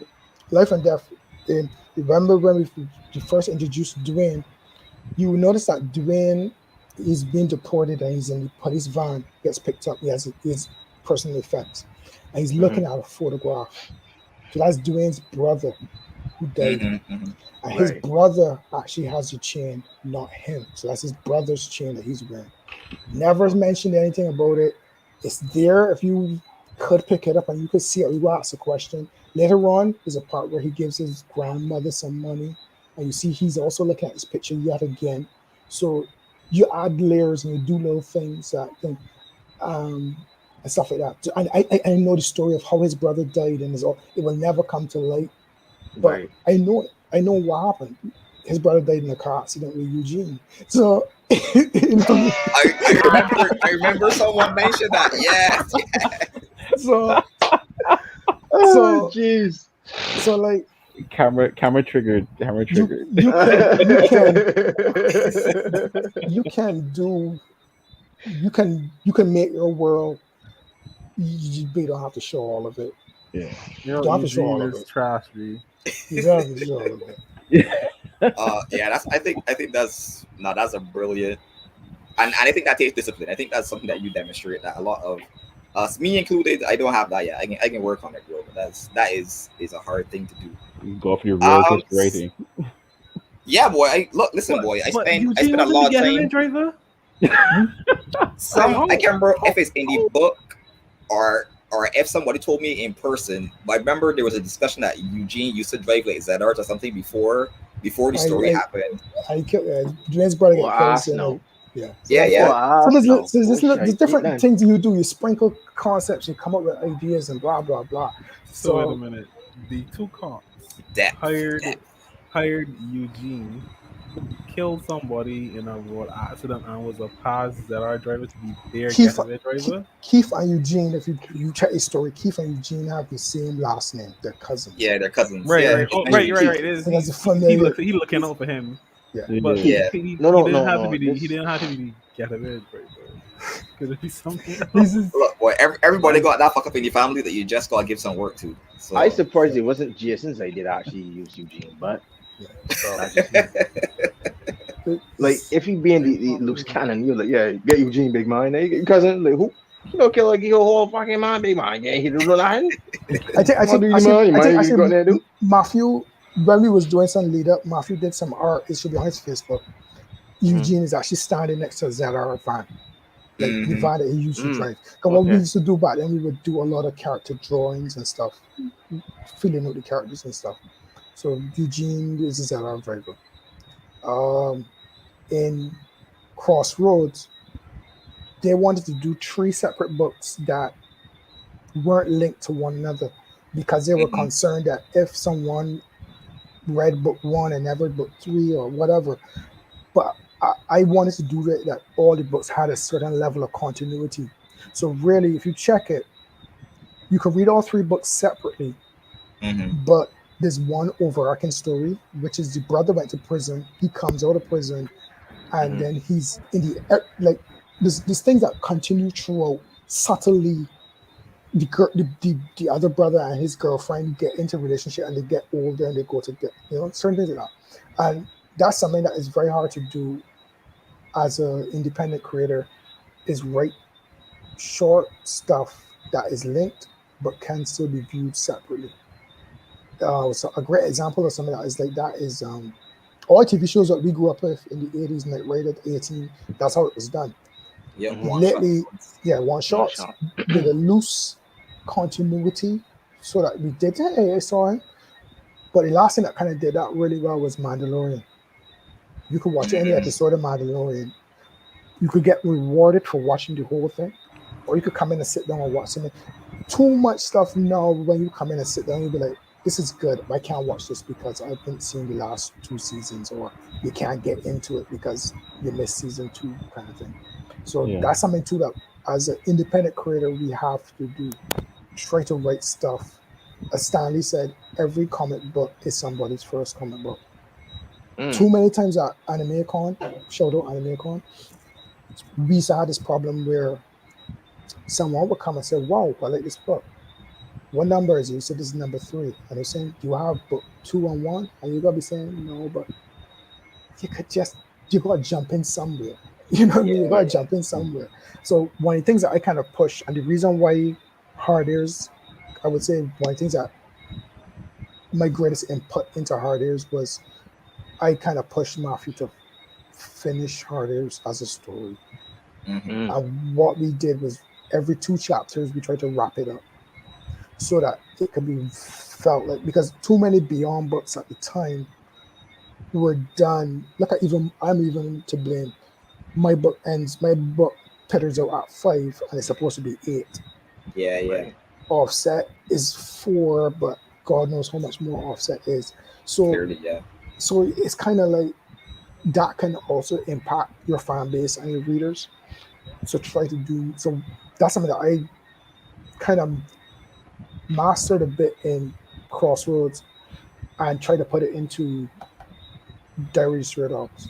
So the Diary Stray Dog stories, when I put them into your hands, you read them, one and done. When you pick up another one, you will see familiar characters. It may be 10 years later, it may be 10 years before. You read it, you enjoy it, and you go on. Without that whole thing, like, I'm waiting for the next part Right. 2 years down the line. Yeah, yeah. I get you. That makes Yeah. sense. Makes a lot of Yeah, man, I sense. think that's been very insightful. So to wrap it all up, just tell us what was you have like a specific writing setup? You got a place where you create? Nope. If I'm in a good writing mood, I literally will write on my cell phone at lunchtime. If Oh, you are a if serious if, man. if Oh, the wow. ideas are flowing. The other thing, which is my wife's pet peeve, is I write on bits of paper and sprinkle them all over the house, and then curse everybody because I can't find them. And say, "You see this piece of paper? I had this whole idea on this." So, however it comes to me, I put it out. That's the only thing. I always tell people, get a notebook and jot your shit down, because sometimes you come up with some really good ideas, and unless you get in the habit of replaying it over and over and over in your head, you will lose things on the cutting room floor. So do that. Jot Just jot keep your stuff everything in your down. head, Mohz. Some shit I honestly, to add what he's saying, because he and I have been, because truthfully, me and Alan have been talking back and forth about a lot of things, and one of the things we've been talking about was something I call it with Hex, which is part of a bigger story. So I keep replaying like certain characters and certain scenes in my head over and over and again, because I like, does it make this sense? Like, no, go back. Does it make sense? Like, this, it goes here, go back. So with doing that, I end up playing the scene over my head, so I can actually tell you what's the origin story before even like gotta refer That's to it. a book, That's a good right? idea. Keep it. Keep it. Keep So keep it. so for me, so that was just one of my things, because like anytime that I have to recreate any character, I go over it in my head like more than 50 times in my head before I can say it to anybody else, because it has to make sense for me and it has to work with something, in this example, of a real world situation. So I got the origin, I got how they come to be, if they happen this way, if they interact with family good or not. So I have to keep that like mental, and there's like 6 characters.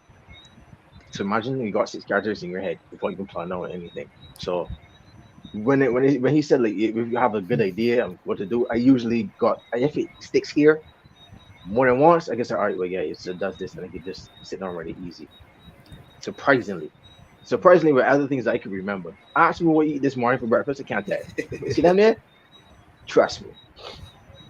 Uh, So it works. It works. But nah, man. So thanks, Alan. Let people know where they can find you and what they should be looking out for. You can find me on Instagram right now. Uh, Pirate Monkeys 76. And I am working on basically Diary Stray Dogs right now. There's some other mhm, stuff I'm working on, but I am not at liberty to really talk about it. And I'm trying to branch out into writing for other people. So if you got anything that you Very want nice.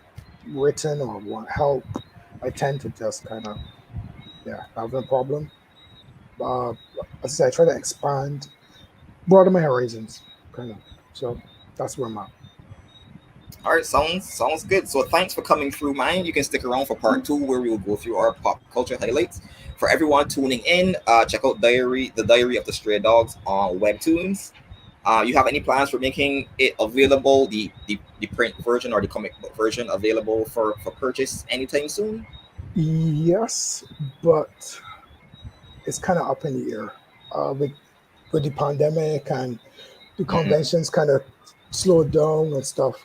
But I actually mhm. have two finished books, and me and Matthew are finishing another one, which probably may be finished by next year. and I'll probably decide what I'll do. I like to bring them all together as one large anthology, and also finish the Pixel book, which will be a separate book by itself. Sweet, sweet, sweet. All right, so for those of you watching, follow my guy Nigel at Pirate Monkey 76 on Instagram, and stay tuned for more information on the Diaries of the Stray Dog. So that leads us into segment 2. We're doing pop culture highlights. So in this segment, we basically just go over something that resonated with us during the month. I don't know about you guys. I have not been watching or reading a lot this month, so hopefully we all have some interesting things to talk about. Does that mean you're being productive in art and writing? Yes, unfortunately. I mean, unfortunately. Look, you know, I'm a very sporadic creator. Okay, I will go months without drawing, and then all of a sudden I'm doing like new drawings every day. I like how lazy is sporadic. I'll try again and try that one. Look, man, so what's our traffic like sign is that fam question you asking me like what's our yellow shit is this? Like, you know, I can't stand this colorism. I'm gonna talk to Sean. I'm gonna get you canceled. You can't tell people about the color of your skin anymore. It's 2021. because you look canceled on Twitter. Nah, I hardly be on Twitter, so I don't give a shit. So therefore, I just ask you. Everybody to stop supporting. Well, then if you cancel me, you cancel don't like light skinned black people. No, I just is you I am concerned about, sir. It's just you. That's it. I think you part of my account. I gotta be asking you these questions. Like, what? But yes, I spent most of this month. I've been working on a story for the Zion anthology. I don't know what it will show up in Zion anthology as name wise, but it's called Birthplace Utopia. That's the running title for now. And it's set in an alternate universe version of Barbados, and it has superpower characters. So I've been doing character designs and doing like a rough draft of the story for that. So I've not been watching or reading much. So, but I'll still give a small pop culture highlight. So who wants to go first in highlighting something? Me. All right, go on, Julian. Go. Well, usually I start first, right? Because do the thing. You're the leader. Go along. Yeah, I know. Okay. Just blow me up on screen. Thank you. So as usual, I continue with the Marvel's What If, because from last show I told you about the other Marvel that it was pretty much in I think it was either the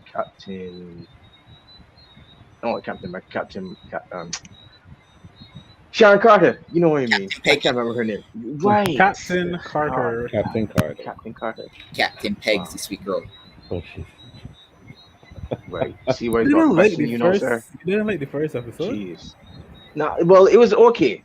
Well, this one, I'm talking about this one with what if Thor wasn't Thor who he was supposed to be, so he can't be the party guy.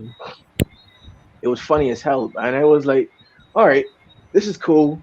This is like Thor Ragnarok before Thor was Thor in Thor Ragnarok. Thor was being a Teenage Mutant Ninja Turtle before he came to Earth, which is Michelangelo anyway. So it was funny as hell for me. Like Thor was just doing a bunch of shit, and the ending was like, oh, that was dire. My God, I didn't definitely see that one coming. So I thought at the end of all of this was like going to be like, okay, so it's gonna be one of those comedy type episodes. As again, it may not be like as filler as you might seem it would be, but the end was like, oh yeah, this is a what if, so I expect some shit to happen, and it did. Whoever see a whole bunch of robots just coming out of nowhere, it's like, yeah. Oh my God. The hardest part for me is when they watch said, and one would say that they live happily ever after. But yeah, but it didn't. So therefore, it was like, oh yeah, so this what if? So wait, what? Sucks. Basically, wait, what? That's exactly what happened. Yeah. Oh, wait, what? Oh shit. Good job. Okay, I think I've lost Cameron. The shadows on. Oh yeah, you're back. Yeah, I'm back. Right, cool. You want to go next, Cameron? Yes. So I have also been busy this last month. I got a digital art tablet recently, so I've been practicing on how to use it properly and stuff. But I still made time for some shows. So I started Good Girl season 4. I did the What If series as well. I also started Star Wars Visions, but today, ladies and gentlemen, I would like to tell you about Liam Dear Lord, Neeson's that's it. new film on Netflix God. called The Marksman, which is literally a Oh, man. dribble of dog shit. So Cam, does it need to go on the Phantom Zone? Just say it. Just say it the word Phantom first. Zone straight away. Be like, I literally had to watch it in 2 bites, and I still haven't finished it. Like, I I don't understand it. I think I was talking to Nigel earlier before the show started, and they made the character like it's supposed to be this uber stand up righteous person that doesn't even fit with the narrative of the story. Like just make him a person and make him react to these stuff he's actually going through. Like just because he's a veteran and a marine doesn't mean he has to be like this gold standard superhero, every man's man. Like you try to make this person or give this person the most human background, and then you don't give him a personality essentially. Mm, It was a waste of time. And also technically he's a kidnapper. So yeah, Wait, what? all wrong shit. No. Okay. Yeah, because Wow. all right, so What happened? all right, the synopsis is that he's a rancher in like New Mexico or Texas, one of those places. So he stumbles across migrants who are trying to get into America because the cartel was chasing them for whatever reason. And like he he confronts the cartel, kills one of them. In the crossfire, the lady gets shot. He calls the border patrol, and the boy ends up as in custody at the border patrol and stuff. He decides he's gonna take it upon himself to break this boy out of border patrol and carry them to family in Chicago. Technically, after getting his mother killed. What? I'm like, okay, this is interesting. So yeah, I was pained to watch it, and it's not even like one of those shows that like Roun likes where there's a lot of action, so you can turn your brain off and watch it. Like the pacing is slow, the plot doesn't make sense, the characters aren't believable. To me, it's like a waste of time. I didn't enjoy it at all. I would definitely put it in the final zone. But if you don't believe me, go check it out yourself. It's on Netflix. Enjoy 2 hours of your time wasted. I love how your pop culture highlight for the month is this show was garbage, but go watch Trash. it. Go watch it because I hate you. Trash. Oh, damn. So Ian, what's new and fresh with you this month? Seems like everyone was listening off what they were doing at first. Yeah, it was just like trying to catch up with work and keep up with work and get my illustrations back up to a certain standard and getting Why you rush you, Kerr, man? You talking a bunch of ignoring Julian. early. Julian. Why Nah, you lying, sir? no, I'm not lying. I just was trying to get myself back into the groove of doing illustrations after no. I saw some of your morning sketches this month. This month I put like one. There were like It at was least three. it There were was at least it three. was One. mad. Oh, stop good, playing, fella. man. You both did. There were at least I'm three. ignoring Julia, man. Like, nah, Not a it- daily it's sketch, only that. a morning sketch. A morning sketch. One. I never put out a morning sketch yet. I just put posts. I also never don't put a put morning sketch sketches yet in my life. last week. But this motherfucker here, you can put out morning sketches. So I'm trying to get back to my usual schedule programming and please. Fuck out of here with that bullshit, man. So Come on, Nigel, you see how it's drag on me all the time, right? I got a company 'Cause you do neutral this. party in this. I got a company neutral party. Like, yo, Nigel can't help you, me. Nigel just Can't being help you. We quiet. can't save Nigel you. doesn't know you's a We dirty can't dog. save you. They're just trying to Wow. be nice because Yes. yes, he like I ain't gonna tell Ian that I'm a mother, but wow. Yeah, no, but I would say to the end you stink. You're more dirty. Is dirty dog. Barbadian dog. I tell you so. You're on air too, live. So I I just can let do you my know. There's part. reference. I can do my part. Culture highlight. No. yes, sir. Please, Go ahead. please carry on. Very good. No. I had been watching. I poured through Star Wars Visions. There were just a bunch of like a collection of shorts for each episode, and I have my favorite. Scam. We will talk once we finish watching them. But The I first have one is already my favorite. if the first one is your favorite, right? I will point out three if you're a Three. Gurlagan fan, and What was also three? the twins. That was okay. Like the action sequences were good, Yes, but and the that's from the animation standpoint, itself was good. right? That's the standpoint from like if you appreciate Gurlagan and stuff like Kill and stuff like that. I am at the one with the robot Jedi, The robot Jedi. the little kid, with the professor that was like trying to regrow life on planets. I'm Ah, invested. ah, Wow. Okay. nice. I That like was that. also a Jedi. Right, but That's the last one I watched. that's the last one you watch. I So would like say it's watch probably out like for. halfway through. I would say watch out for the Ninth Jedi, which is I think Yeah, number that 5. was good too, but I still the enjoyed that first one. one, the first one is the one with the Sith with the umbrella Yes, lightsaber, that like umbrella the expansion. helicopter, the helicopter thing. Yeah. So for the time I see that, I was like so when the guys posted the trailer Hmm. in the Zion chat, I was like, ugh, a Star Wars anime. I just tired of Disney and Star Wars. I tired of I cannot with this anymore. And then Right. and then I saw the umbrella lightsaber. And I was like, All fuck. right, maybe I got time. All right, I can watch it. I can watch it. I can watch it. Maybe we got some time. Maybe we got some time. I was like, all right, I can watch it. But Nah, yeah, like go ahead. overall for me, the series having so many different types of animation and different art styles, I found that very enjoyable. Mm. And that's one of the reasons why I picked out 1, 3, and 5 with the varying art styles, and then on top of that, Hmm. the little bit of the story with those, especially 5 with the Ninth Jedi. I found that compelling in the sense of where the Jedi are at. They're not completely wiped out like how we would originally thought like years ago when we saw certain movies, and then what the Sith are doing to try to hunt them down or try to draw them out.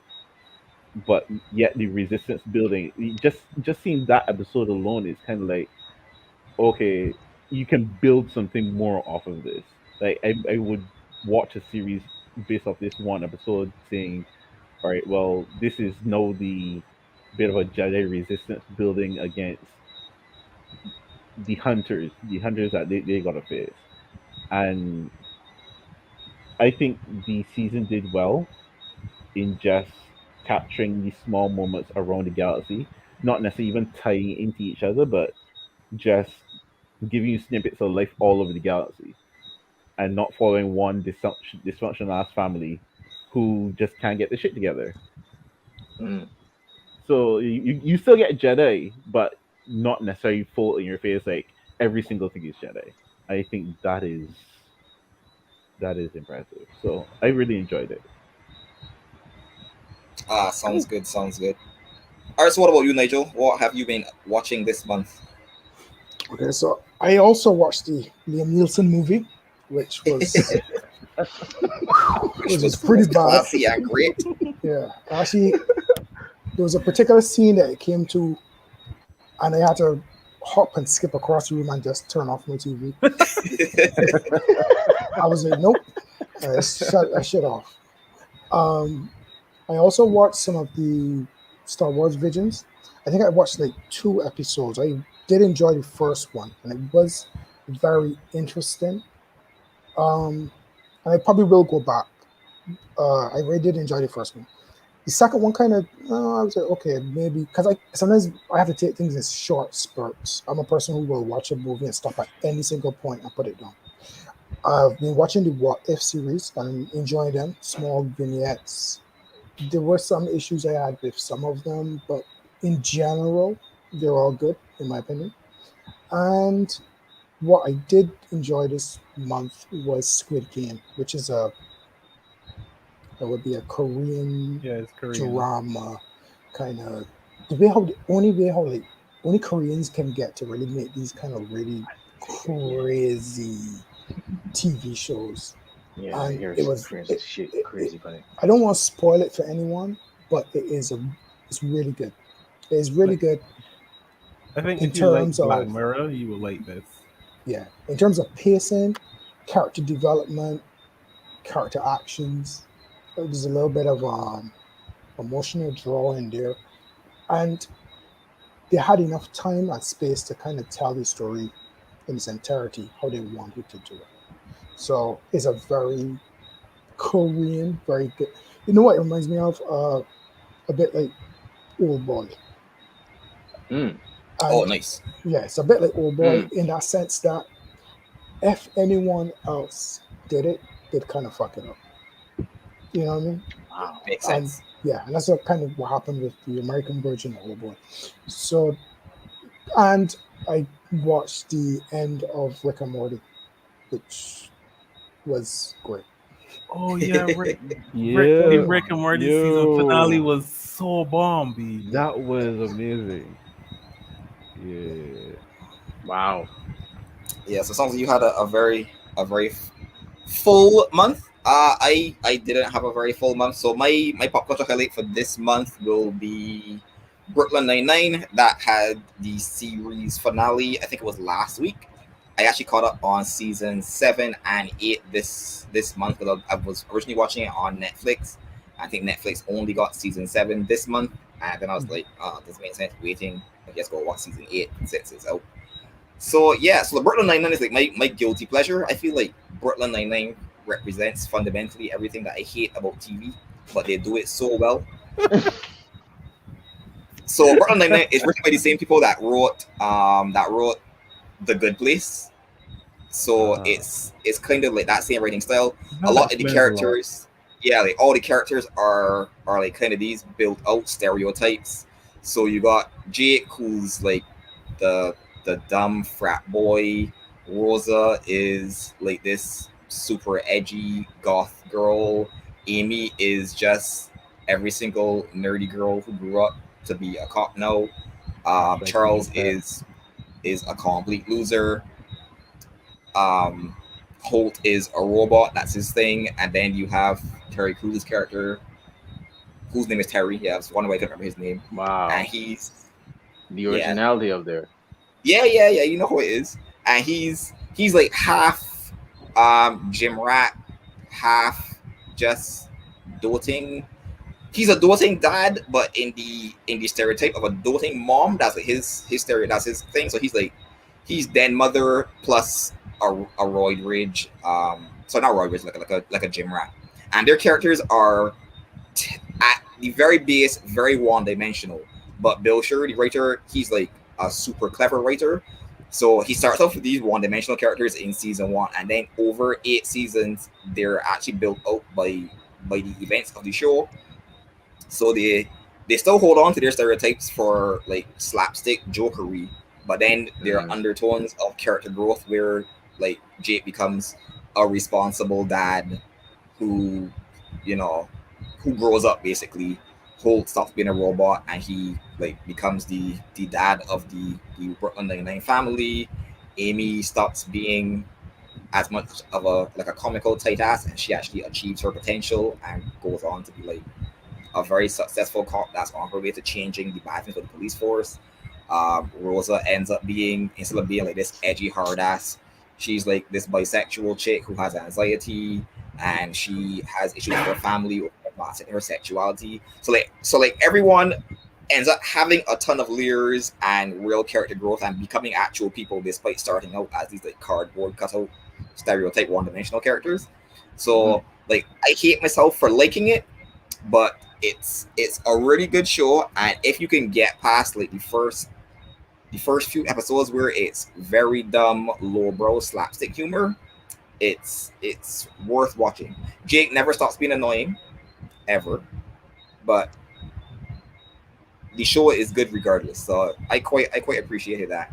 And it tackled like some real issues. They tackled the police brutality stuff. We had one of the cops quitting the force because police are trash and she couldn't be a part of that.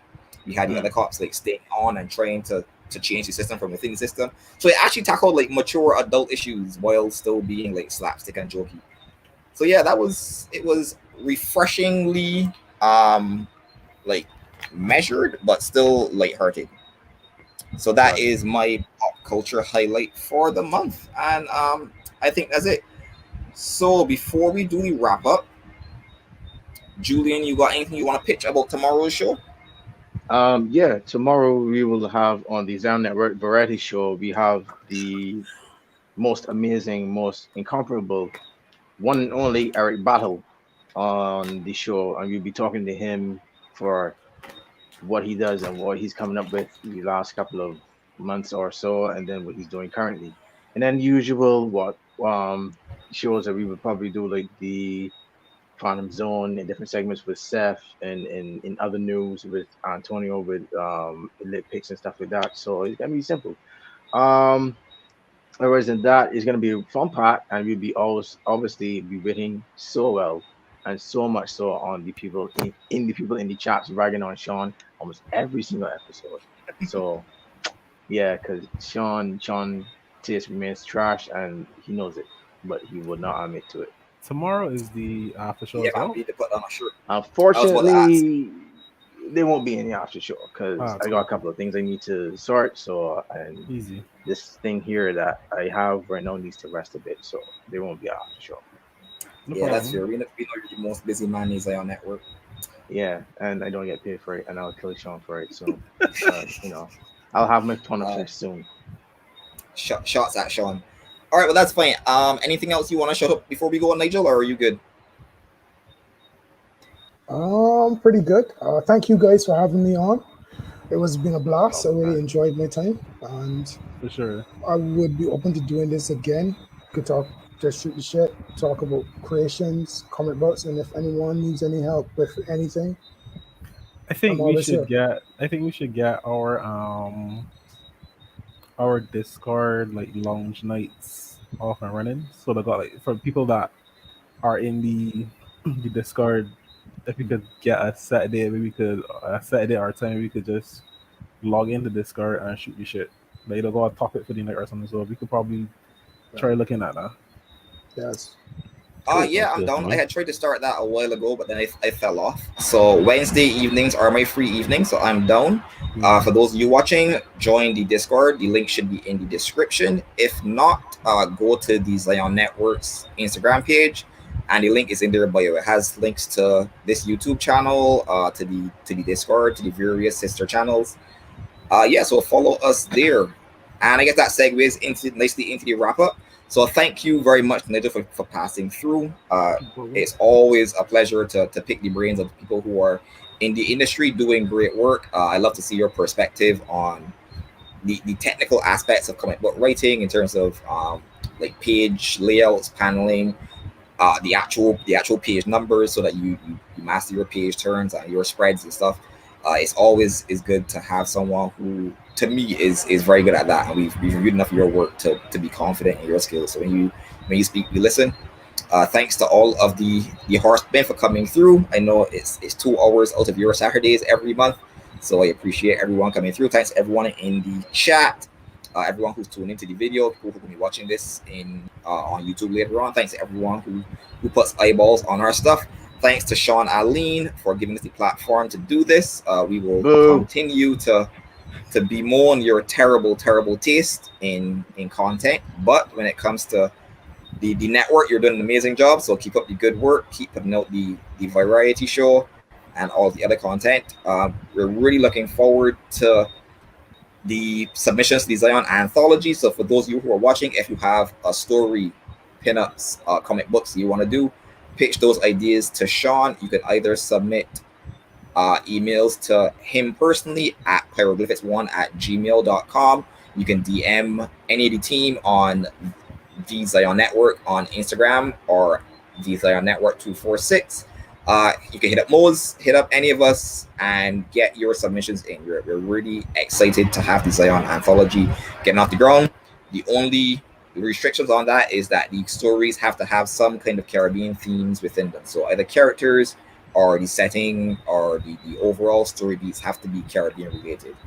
So that is it for us. I've been your boy Roun. Follow me at The Art of Roun. Follow Julian at Art of Roun. Follow Julian at The Art of Mohz. Follow Ian at Dracanima_art. Follow Cameron at Art of Jin, 2 I's, 2 N's.